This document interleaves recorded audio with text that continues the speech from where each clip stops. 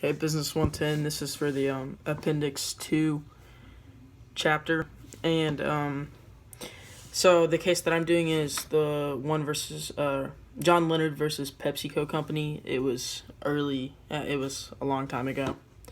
And it's arguably one of the most, or if not the biggest case or most famous case. And basically it was between John Leonard and Pepsi. Pepsi ran a commercial a while back on Pepsi Points, which I remember those from when I was a child, and they're still around, I think, but not very many people do them. And it's the more Pepsi you drink or buy, the more points that you get, and then you can redeem those points for something, sort of like what Taco Bell ran like 3 years ago.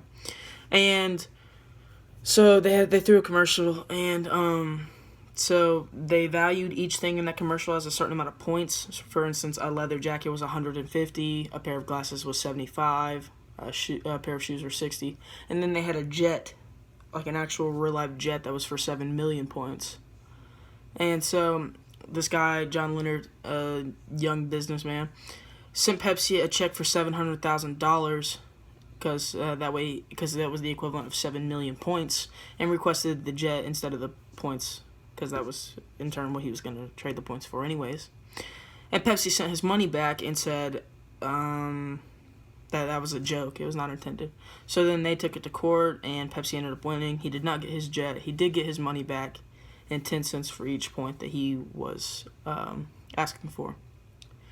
So overall, it was the brief and contract case between Pepsi's points and its consumers. And it was one of the most famous cases yet. And overall, John did not win it. Pepsi actually won, which is kind of rare because most of the time the business people in brief and contract cases do not win very much. So, yep. Thank you.